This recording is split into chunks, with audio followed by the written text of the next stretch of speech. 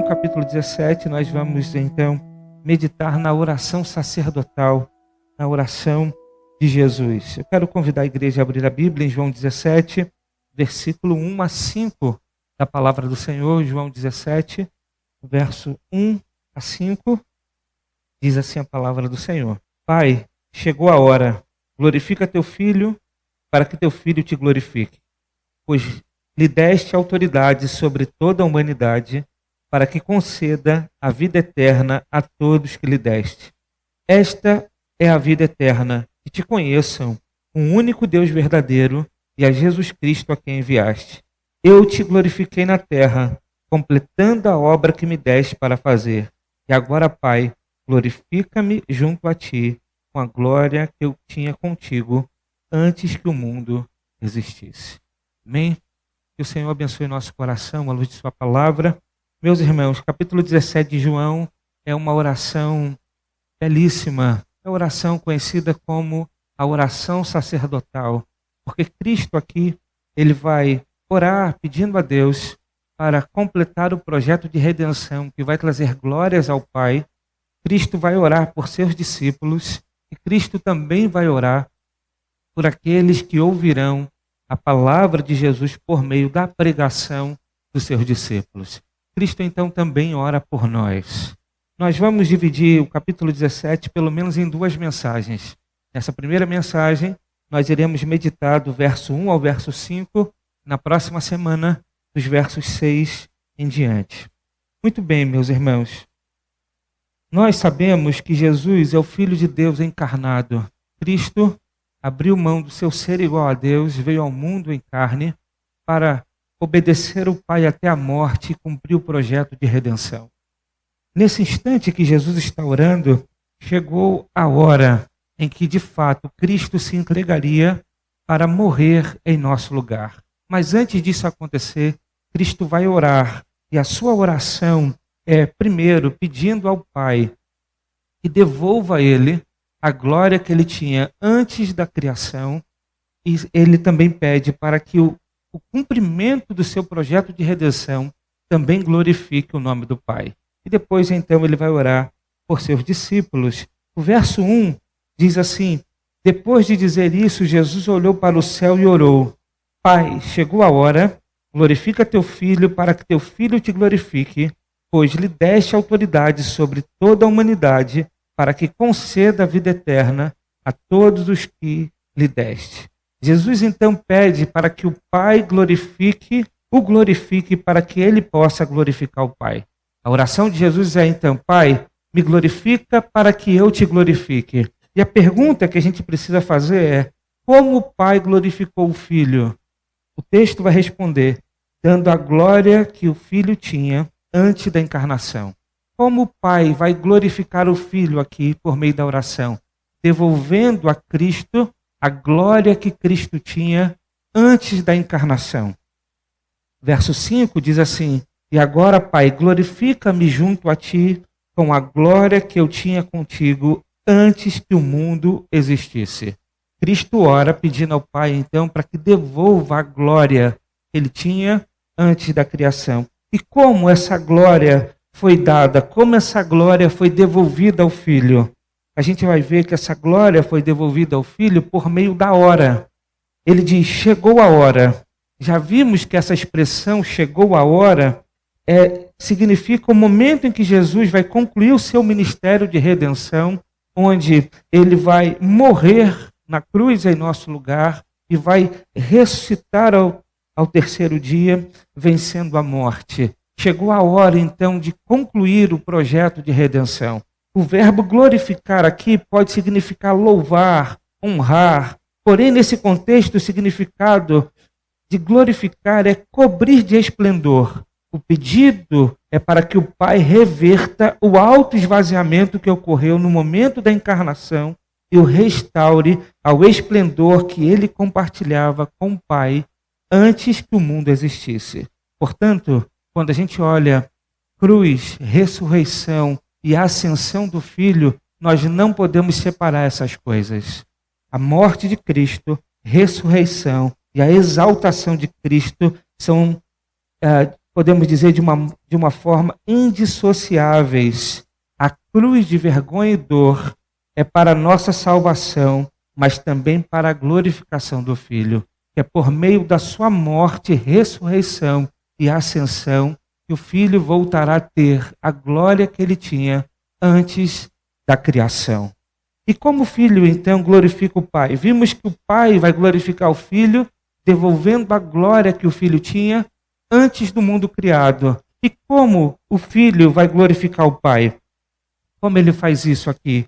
Ele explica na oração: concedendo a vida eterna a todas as pessoas que o Pai lhe deu. O Pai deu autoridade para que o Filho tivesse toda a autoridade sobre toda a humanidade para conceder a vida eterna a quem o Pai deseja. O verso 4 diz: eu te glorifiquei na terra, completando a obra que me deste para fazer. Então, o Filho glorifica o Pai, cumprindo o projeto de redenção, morrendo em nosso lugar na cruz, fazendo com que ele possa dar vida eterna a todos que o Pai deseja que ele dê a vida eterna.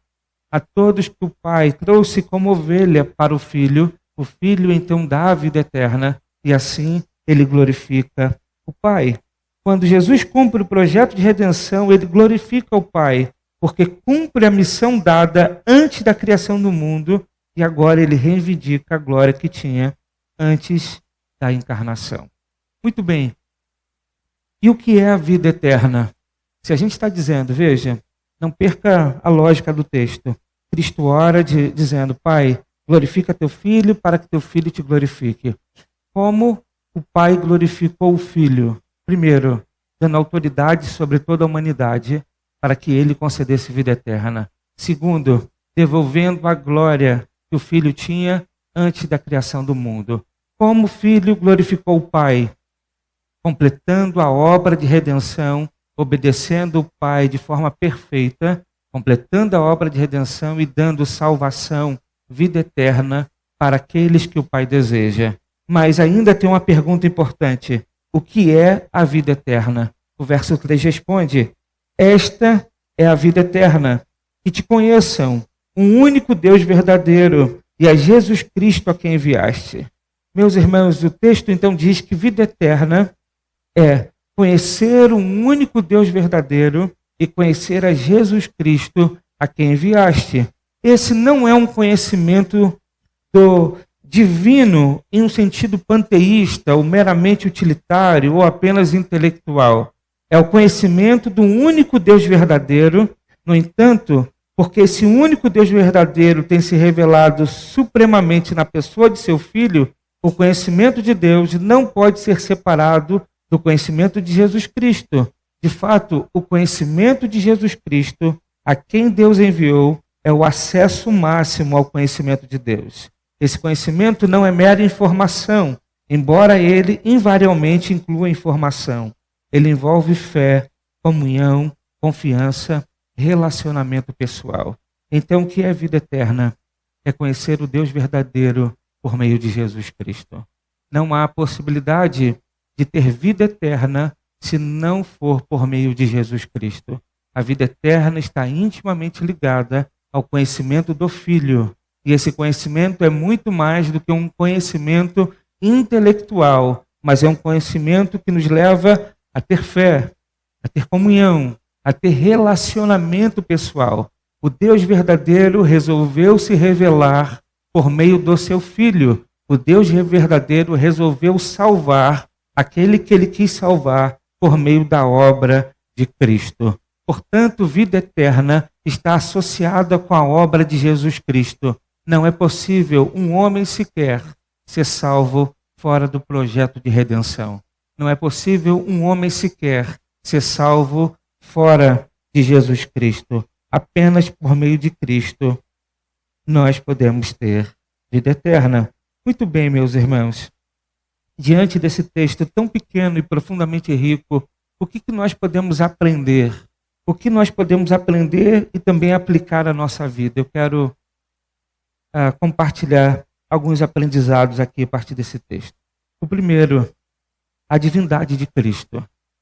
A primeira coisa importante que a gente deve destacar nesse texto é a divindade de Jesus. O texto, na oração, diz: Pai, chegou a hora, glorifica o teu Filho, para que teu Filho te glorifique, pois lhe deste autoridade sobre toda a humanidade, para que conceda a vida eterna a todos os que lhe deste. Esta é a vida eterna, que te conheçam o único Deus verdadeiro e a Jesus Cristo a quem enviaste. Eu te glorifiquei na terra, completando a obra que me deste para fazer. E agora, Pai, glorifica-me junto a ti, com a glória que eu tinha contigo antes que o mundo existisse. Cristo, então, está reivindicando, está pedindo ao Pai para devolver a ele a glória que ele tinha antes da criação de todas as coisas. Isso aponta para a eternidade do Filho. Isso aponta para a divindade de Cristo. Cristo é um ser divino. Então, nós não podemos olhar para Cristo apenas no aspecto humano. Nós não podemos compreender Cristo apenas no aspecto de sua humanidade, dos seus feitos, dos seus milagres, das suas curas, do seu exemplo, da sua pregação, do seu serviço. Cristo é muito mais do que o que ele fez. Cristo é divino, é eterno e, portanto, deve ser adorado. A nossa relação com Cristo é uma relação de adoração.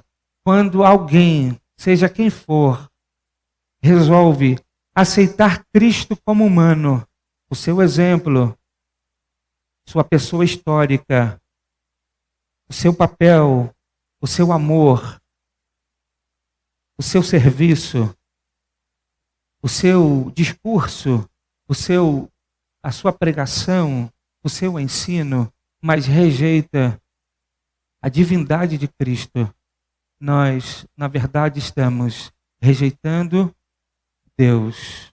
Nós, na verdade, estamos dando as costas para aquele que é divino. E, portanto, todo aquele que dá as costas ao divino não tem relacionamento com o Pai e, portanto, está debaixo de condenação. Não é possível aceitar apenas o exemplo de Cristo como humano. Cristo é muito além de um simples humano. Cristo é eterno, é divino, é Deus. Portanto, esse texto mostra de forma clara, nas palavras de Cristo, ele demonstra a sua divindade. Ele pede ao Pai a glória que ele tinha antes do mundo criado. Esta é uma declaração importante, porque demonstra de forma clara, a partir das palavras de Jesus, que ele mesmo afirma a sua eternidade. Muito bem, então nós aprendemos que Jesus é divino. Outro ponto importante é que a salvação pertence a Deus. Outro ponto importante que nós aprendemos do verso 1 a 5 é que a salvação pertence ao Senhor e somente a Deus. O projeto de salvação é uma obra divina. A obra de redenção, o plano de salvação é algo que vem do Senhor. A salvação pertence a Deus. O Pai deu autoridade para o Filho ser o salvador das suas ovelhas. O Pai enviou o Filho para que, por meio de sua morte e ressurreição, Cristo pudesse salvar aqueles que o Pai deseja. Portanto, a salvação pertence a Deus. O texto é claro. Veja, ele afirma no verso 2, pois lhe deste autoridade sobre toda a humanidade, para que conceda a vida eterna a todos os que lhe deste. Esta é a vida eterna, que conheçam o único Deus verdadeiro e a Jesus Cristo, quem enviaste. Eu te glorifiquei na terra, completando a obra que me deste para fazer. Veja, Cristo está dizendo que o Filho recebe do Pai autoridade sobre toda a humanidade. O que significa? Cristo tem autoridade sobre todos os homens. Sobre todos os homens ele tem autoridade de conceder ou de não conceder vida eterna. Mas o texto vai dizer que ele dá a vida eterna, ele concede a vida eterna a todos os que lhe deste. E ele está se referindo ao Pai. É o Pai que dá a autoridade, mas ao Pai que dá às pessoas da humanidade para que ele possa conceder vida eterna. Portanto, o texto está mostrando para nós que a salvação pertence ao Senhor. Apenas aqueles que o Pai deseja salvar, o Filho vai salvar, exercendo a autoridade que ele tem sobre toda a humanidade.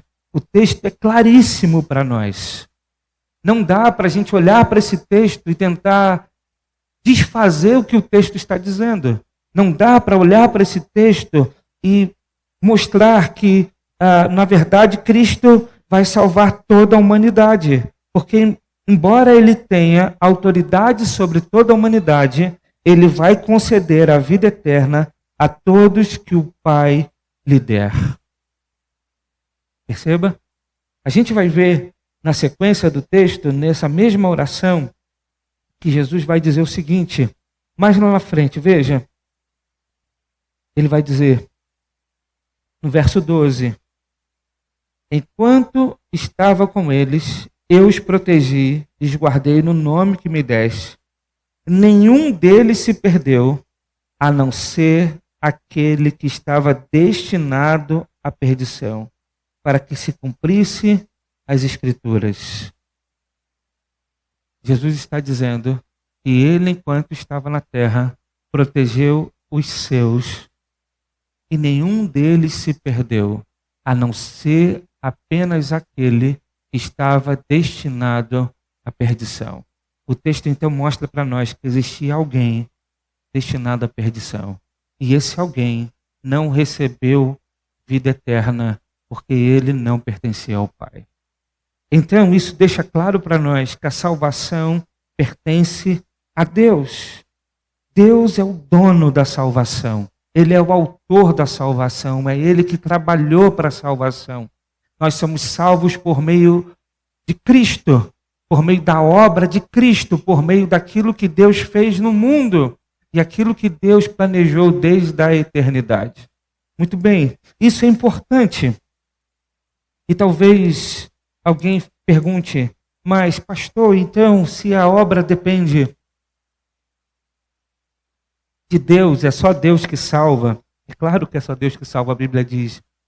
Então o que eu posso fazer para ser salvo? O que eu devo fazer para ser salvo? O que um homem, o ser humano, deve fazer para ser salvo? A resposta está no verso 3.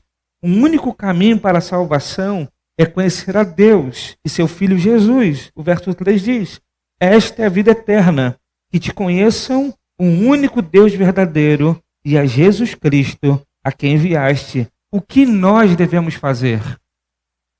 Nós não devemos nos preocupar se somos eleitos ou não somos eleitos. Nós não devemos nos preocupar com a eleição. O que nós devemos nos preocupar é se de fato conhecemos a Deus por meio de Jesus Cristo. O que nós proclamamos para a salvação do mundo é o evangelho que aponta as boas novas que Cristo realizou por nós. Portanto, o que nós anunciamos para a salvação é Cristo. E o que nós devemos fazer não é perguntar se eu sou um eleito ou não sou um eleito. O que eu devo me perguntar é, será que eu conheço Deus verdadeiro por meio de Jesus Cristo? Esse é o ponto. Será que de fato eu conheço Jesus Cristo ao ponto de descansar nele? Será que eu conheço Jesus Cristo ao ponto de me relacionar com o Pai por meio do Filho? Será que eu conheço de fato Jesus Cristo ao ponto de ter certeza que minha vida foi reconciliada com o Pai e, portanto, agora eu tento responder em obediência aos mandamentos, em boas obras, em servir ao Senhor? Esta é a pergunta que nós devemos fazer. Porque o único caminho para a salvação é conhecer a Deus e seu Filho Jesus. Se queremos de fato conhecer a Deus, precisamos olhar para a face de seu Filho, Jesus Cristo. Há milhões que estão olhando para qualquer direção, menos para Cristo. Não podemos nos achegar a Deus como se nada tivesse acontecido conosco. Somos graves pecadores diante dele e necessitamos de perdão. E através do reconhecimento do sacrifício de Cristo que nós podemos receber vida eterna. Ele não nos perdoará os pecados, nos dando acesso à eternidade, simplesmente porque tentamos acertar nossa vida. devemos humildemente reconhecer em nós o grande pecado e em Cristo a infinita virtude para que tenhamos desde já a vida eterna. Portanto, o que nós devemos fazer é buscar conhecer a Cristo. E a pergunta que eu devo fazer ao seu coração é: será que de fato você conhece a Jesus? Será que teu coração é inclinado a buscar a Deus, a querer se alimentar da palavra, a se relacionar com Deus por meio de Cristo Jesus? Será que você vive essa vida? Será que você conhece o Deus que você serve, que você adora? Será que você se relaciona com Ele por meio de Cristo? Será que você ora em nome de Jesus? Será que você adora a Deus porque você tem livre acesso ao Pai por causa de Cristo? Será que você de fato o conhece? Essa é a pergunta que nós devemos fazer. Às vezes nós resumimos ou reduzimos a discussão meramente teológica. E muitos ficam na dúvida, de forma intelectual: será que eu sou um eleito? Será que eu não sou eleito? Será que Deus me separou para a vida eterna? Será que Deus não me separou para a vida eterna? E quando fazemos isso, perdemos o foco. E qual é o foco? Jesus Cristo. Jesus Cristo.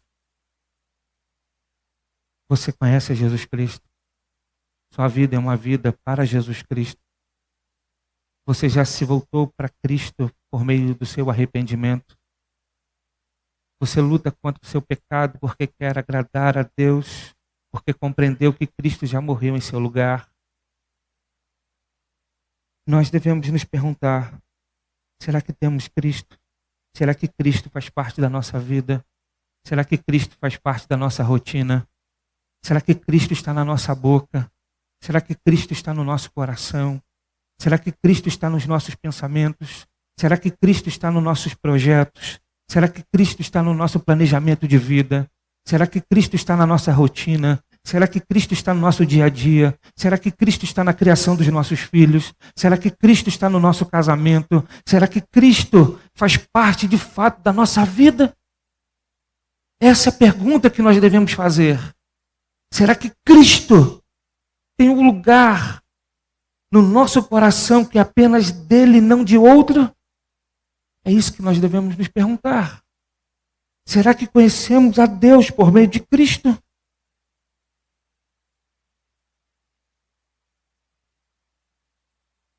Não tente avaliar se você é de Deus ou não pela obra que você faz, ou simplesmente pela obra que você faz. Porque talvez a gente olhe para a vida de Judas Iscariotes, que esse texto cita, e ele seguia Jesus. Ele era um tesoureiro que cuidava do dinheiro. Ele estava junto com os discípulos. Ele viu todas as coisas que Cristo fez. Ele foi designado também para evangelizar. Mas o que a Bíblia deixa claro é que Judas nunca teve parte com Cristo. E a grande questão que a gente precisa olhar para o nosso coração é perceber se de fato o nosso coração tem parte com Deus por meio de Cristo. Porque se o nosso coração está em Cristo, se a nossa motivação é Cristo, se o nosso desejo de viver é Cristo, nós iremos servir, nós teremos boas obras, nós amaremos uns aos outros, nós estaremos em comunhão, nós desejaremos ver o reino de Deus sendo expandido por meio da mensagem da pregação, nós cuidaremos uns dos outros, nós serviremos, nós testemunharemos, nós viveremos para Deus dentro do nosso lar e dentro da nossa casa. Mas nunca devemos fazer o caminho ao contrário. Como é que a gente mede essas coisas? Sendo sincero e honesto e olhando para dentro do nosso coração. Bate aqui, ó. Pergunta a ele. Cristo está aqui dentro? Faça o autoexame. Cristo está aí dentro? De fato, a tua vida é voltada para Cristo? Você conhece a Cristo? É isso que nós devemos fazer. Porque a vida eterna é esta, que te conheçam o único Deus verdadeiro e a Jesus Cristo a quem enviaste. Outro ponto importante aqui, meus irmãos, que não é possível conhecer o Deus verdadeiro se não for por meio de Jesus Cristo. Sabe aquela coisa assim que a gente tem muitos amigos que dizem que creem em Deus, mas que não tem uma vida voltada para Deus por meio de Cristo? E às vezes a gente trata eles como irmãos. E às vezes a gente acredita que eles, de fato, creem em Deus e acreditam em Deus. Só que o ponto do texto é: será que eles conhecem o Deus verdadeiro por meio de Jesus Cristo? Porque se não for por meio de Jesus Cristo, eles não têm o Deus verdadeiro. Eles precisam ser evangelizados. E às vezes a gente trata pessoas que devem ser evangelizadas como crentes. Nós nos enganamos essas pessoas. O que nós devemos fazer é pregar o evangelho para todas as pessoas.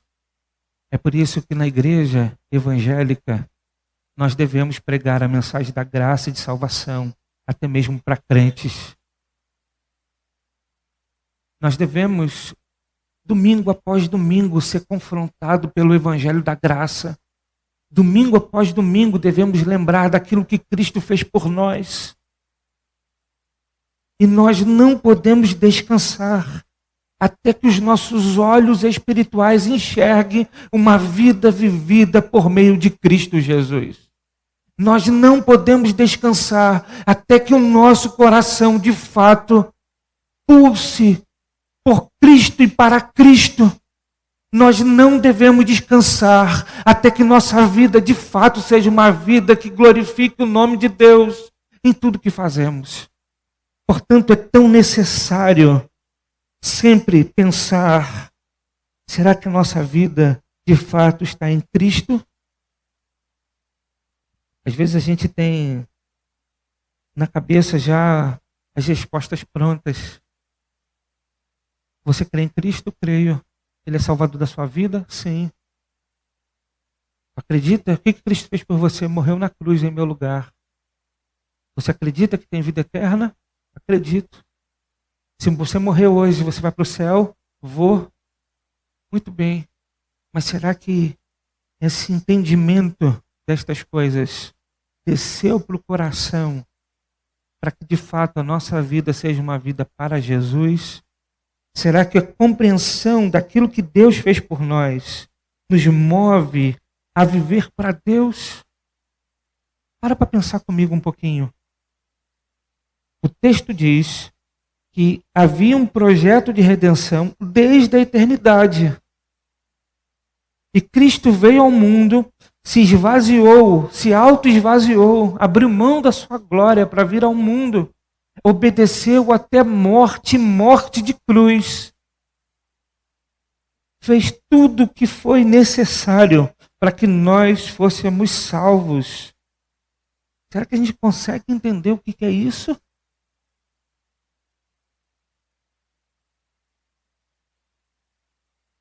Talvez a pouca resposta que damos ao Evangelho da Graça é porque ainda, embora intelectualmente entendemos o Evangelho da Graça, vivemos como se a nossa vida fosse por obras. Talvez a pouca resposta que nós damos à salvação está exatamente numa vida que acredita que será salva por seus próprios méritos. Eu faço para Deus, eu sirvo o Senhor, eu estou na igreja, eu prego o Evangelho, eu evangelizo, eu dou testemunho. Eu sou um bom marido, eu sou uma boa esposa, eu sou um bom filho, eu sou um bom pai. E a gente acaba que acha que pelo fato de nós fazermos tudo isso, então nós temos salvação. Mas quem disse que é por isso? Portanto, nós devemos parar. E eu queria pedir para você refletir sobre isso. Para um dia essa semana. Eu disse hoje na mensagem de manhã. Reflete sobre sabedoria durante a semana. Salomão pediu sabedoria. A gente viu isso de manhã. Um homem sábio que foi capaz de escrever mais de 3.000 provérbios e 1.000 canções. Foi o mesmo que conseguiu ter 700 esposas e 300 concubinas. Um homem tão sábio, que foi capaz de amar a Deus. As Escrituras diz isso, Salomão. 1 Reis capítulo 3 diz que Salomão amava a Deus. Ele foi capaz de construir um templo para Deus, mas ao mesmo tempo, no fim da vida, foi capaz de construir templos e altares para deuses falsos. A Bíblia diz que o coração dele, quando se envelheceu, foi desviado pela influência daquelas mulheres. E eu disse para os irmãos, reflita sobre sabedoria. As pequenas decisões, as pequenas atitudes, as pequenas coisas podem modificar a nossa história. Eu queria pedir aos irmãos também essa semana, reflita sobre Cristo. Pare um tempo, seja honesto com você mesmo. Será que Cristo está no meu coração?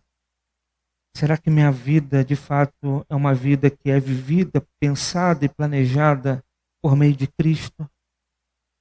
Acho que a gente deveria fazer esse exercício. Parar e refletir. Porque a vida eterna é que te conheçam o único Deus verdadeiro e a Jesus Cristo a quem enviaste. E aí a gente vai aprender, meus irmãos, que o único caminho para glorificar a Deus é pela obediência. Primeiro a gente entende a graça, depois a gente vai perceber que a gente glorifica a Deus por meio da obediência. O único caminho para glorificar a Deus é pela obediência. Cristo glorificou a Deus porque obedeceu o Pai até a morte e morte de cruz. A glória que Cristo deveria dar ao Pai era a sua obediência absoluta. Porque para glorificar a Deus só é possível por meio da obediência. Não existe outro caminho para que Deus seja glorificado intencionalmente na vida de alguém, senão pela obediência deste. É fato que Deus pode glorificar seu próprio nome através de vida de homens ímpios, ainda que eles não queiram, como fez com os reis Ciro e Nabucodonosor. Porém, só desfrutaremos de alegria de saber que Ele está sendo glorificado em nós, se trilharmos o caminho que o nosso eterno Salvador trilhou. Ele foi obediente até a morte e morte de cruz. Não hesitou, mas seguiu em direção a glorificar o Pai. Uma vez entendendo a graça, a gente vai se perguntar, Pai, como eu posso então responder tamanha salvação? E a resposta é obedecendo a Deus e a sua vontade. Uma vida que deseja intencionalmente glorificar ao Pai, trilhará o caminho da obediência. Sem obediência, não há glorificação. Sem obediência, não há como nós glorificarmos a Deus naquilo que fazemos. Sabe aquela coisa que às vezes a gente tem e precisa tirar da mente? Aquela ideia é o seguinte, eu faço errado e a gente diz assim, mas Deus sabe do meu coração. Eu cometo um pecado, eu faço errado, eu caminho por um caminho que sei que não deveria caminhar. Eu tomo decisões que eu sei que não deveria tomar. Eu cometo erros que Deus já disse para mim que eu não devo cometer. Eu trilho por caminhos que eu não deveria trilhar, porque a Bíblia já diz que eu não devo fazer. E aí eu ainda digo, não, mas Deus conhece o meu coração. Deus não quer apenas suas intenções.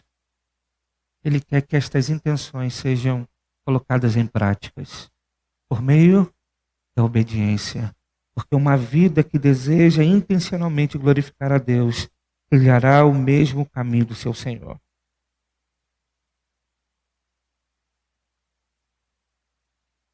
A Bíblia vai mostrar então que obediência está relacionada a respostas. Como é que eu demonstro que amo a Deus? Obedecendo os mandamentos. Esse é o caminho que nós temos. Meus irmãos, quando a gente olha para a história, por exemplo, a gente olha para a história do pré-reformador John Hus, que foi condenado à fogueira por ser fiel a Deus e sua palavra, amarrado ao tronco. Hus declarou: hoje morro alegre na fé do evangelho que tenho pregado. Um homem que estava ao lado de Hus sugeriu um confessor. Sugeriu que alguém chamasse um confessor para que Hus, nos seus últimos momentos de vida, pudesse confessar os seus pecados. E Hus declarou: não preciso de um confessor. Não tenho pecado mortal. A pedido dos presentes, viraram o rosto dele do leste enquanto as chamas subiam, e ele cantava 2 vezes: ó Cristo, Filho do Deus vivo, tenha misericórdia de mim. O vento lançou as chamas no rosto do Marte, e a sua voz emudeceu, e ele morreu orando e cantando a Deus. Hus testemunhou com a sua morte a sua pregação. Hus se entregou à morte, ou melhor, não negou a sua fé, o seu Deus, quando estava sendo martirizado. E ele teve a alegria de estar na fé do evangelho que ele tinha pregado. Quando chama para ele um confessor, ele diz: eu não preciso. Por que não precisa? Porque ele diz: eu não tenho pecado mortal. E por que ele não tinha pecado mortal? Porque ele não havia apostatado e rejeitado o seu Deus. Ele tinha certeza que estava em Cristo. Ele tinha certeza que estava salvo por meio de Cristo. Nós vivemos, às vezes, uma vida sem ter a certeza de que nós, de fato, estamos salvos. E quando nós não temos certeza que estamos salvos, nós precisamos o tempo todo de confessores. Porque muitos acreditam que se não confessar o pecado, ele pode morrer e perder a salvação. Muitos acreditam que a salvação, embora seja por graça, a gente precisa fazer alguma coisa para que a gente seja salvo. E a pergunta que eu faço ao seu coração é: o que você tem entendido a respeito da salvação? Nós devemos, claro, sempre se arrepender dos nossos pecados, confessar os nossos pecados a Deus, se voltar para Deus em adoração e trilhar o caminho da obediência. Mas o dia que nós cairmos, precisamos lembrar que há um intercessor diante do Pai, o justo, e que se a Ele nós confessarmos os nossos pecados. E o que significa confessar naquele texto? Senhor, eu concordo contigo. É homologar a opinião de Deus. Deus aponta para nós e diz: nós somos pecadores. E a gente diz: Senhor, eu concordo contigo. Por isso eu preciso de Cristo, meu Salvador. Se nós não compreendermos isso, talvez viveremos a vida toda confundindo salvação por graça, confundindo a salvação que é por graça por uma salvação de obras. E quando vivemos uma salvação de obras, nós não responderemos a Deus de uma forma correta, porque o caminho da obediência é um caminho agora não para ser salvo, mas para glorificar a Deus em tudo que nós fazemos. Portanto, nós devemos compreender que Deus deseja sim a obediência, mas essa obediência é porque agora somos salvos. Mas, em quinto lugar, nós aprendemos aqui nesse texto com Cristo o caminho da oração. Se o Filho unigênito do Pai orou, é sinal inequívoco de que temos necessidade profunda de orar. E é algo interessante aqui. Cristo já sabia que o propósito do Pai era que ele morresse na cruz. Cristo sabia que a sua missão era morrer na cruz e ressuscitar, vencendo a morte. Cristo sabia que a glória que ele tinha com o Pai antes da eternidade seria devolvido a ele. Mas mesmo assim ele orou. Isso nos ensina que nós devemos orar mesmo por aquilo que já sabemos que é o propósito de Deus. Isso aumentará a nossa fé e glorificará a Deus. Aliás, só seremos atendidos quando orarmos segundo o propósito de Deus. Cristo ora pedindo o propósito de Deus. Assim também deve ser a nossa oração. Como nós temos orado? Será que nós temos orado pedindo o propósito de Deus?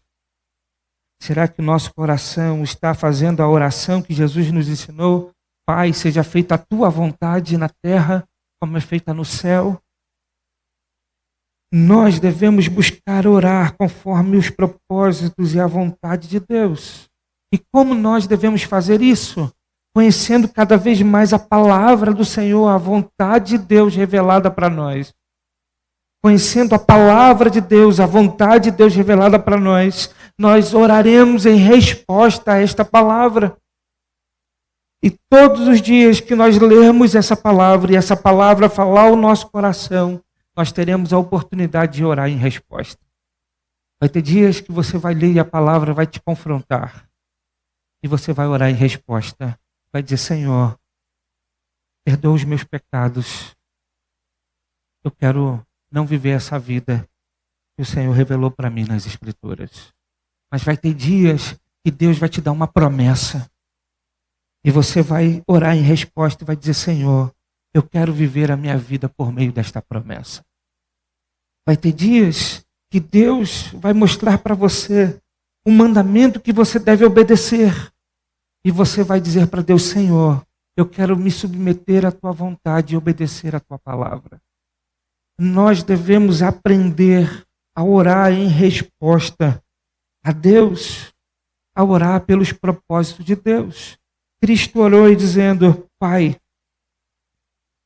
chegou a hora, glorifica teu filho, para que teu filho te glorifique, pois lhe deste autoridade sobre toda a humanidade, para que conceda a vida eterna a todos que lhe deste.